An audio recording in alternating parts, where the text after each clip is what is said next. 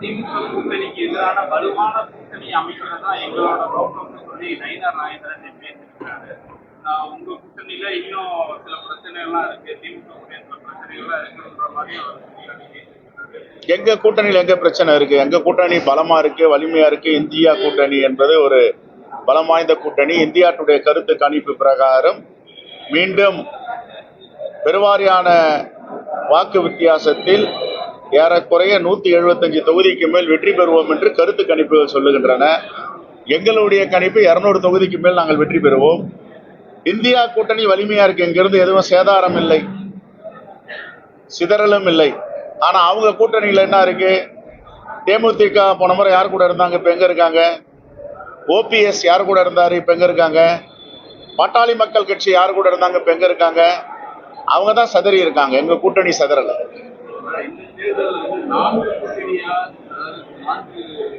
முனை போட்டி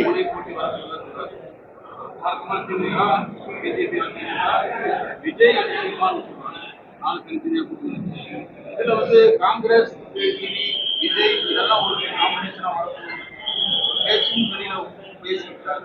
இது வரைக்கும் எங்களுக்கு தெரிஞ்ச எல்லாம் நீங்க தான் புது செய்தி சொல்றீங்க. எங்க அகில இந்திய தலைமை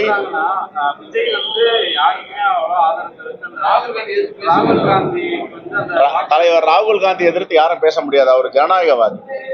இந்தியாவில ஜனநாயகம் மலர வேண்டும், எல்லா மக்களுக்கும் அதிகாரம் சென்றடைய வேண்டும் என்ற ஒரு மிகப்பெரிய ஜனநாயகவாதி. அவரை பத்தி எதிர்த்து பேசுவதற்கு எந்த சப்ஜெக்டும் கிடையாது. ஒருவேளை ஆர்எஸ்எஸ் பிஜேபி கூட உளமாற பேசுவார்களா என்று தெரியவில்லை. அரசியலுக்காக அவரை குற்றம் சாட்டி தொடர்ந்து விமர்சனம் செய்து கொண்டிருக்கிறார்கள். அவர் வைக்கின்ற விமர்சனங்களுக்கு பாஜகவால் ஆர்எஸ்எஸ் பதில் சொல்ல முடியல. இந்தியா கூட்டணி வலிமையாக இருக்கிறது. இன்னும் பல கட்சிகள் சேருவதற்கு வாய்ப்பு இருக்கிறது. ஆசிட்டிஸ் திமுக தலைமையில தமிழ்நாட்டில் இருக்கு. நாங்க நாடாளுமன்றத்தில் 100% வெற்றி பெற்ற மாநிலம் இது.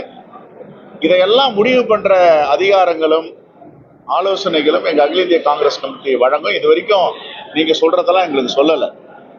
சொல்லும் போது எனக்கு தெரிஞ்ச 4 முனை போட்டி தான் இருக்கு.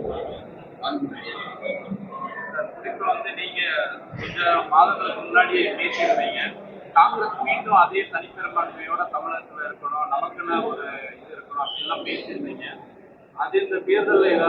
அந்த முயற்சி தான் எடுத்துட்டு இருக்கு. அதான் கிராம கமிட்டி வேர்களை தேடி அப்படின்ட்டு கிராமங்களை தேடி என்று 80 விழுக்காடு கிட்ட கிராம கமிட்டி அமைச்சிருக்கோம். எல்லாருக்கும் டேட்டா பேஸ் கிரியேட் பண்ணியிருக்கேன். இதுக்கு முன்னாடி எல்லாம் தரவுகள் கிடையாது எங்க கிட்ட. இப்ப தரவுகள் இருக்கு, டேட்டா பேஸ் இருக்கு. 80 விழுக்காடுக்கு மேல இப்போ அச்சீவ் பண்ணி இருக்கிறோம். எல்லா கிராமங்களிலும் காங்கிரஸ் இல்லாத கிராமங்கள் என்ற நிலையை உருவாக்கி இருக்கோம். இந்த அடிப்படையில தான் இந்த தேர்தலை வலிமையா சந்திக்க போறோம்.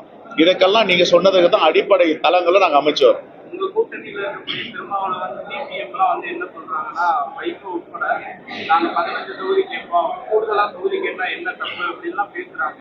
காங்கிரஸ் என்ன மாதிரி? அவங்க மாநில கட்சிகள் அவங்க எவ்வளவு வேணாலும் வாயில வந்ததெல்லாம் கேட்கலாம். இப்ப நாங்க எங்க அகில இந்திய தலைமை எங்களுக்கு வழிகாட்டும், எத்தனை தொகுதி கேட்கணும், எத்தனை இடங்கள்ல போட்டியிடணும்.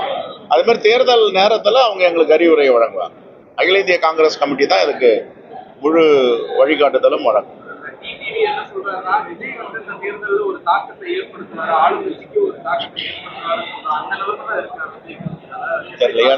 எனக்கு அதை பத்தி ஒன்னும் சொல்றதுக்கு ஐடியா இல்ல.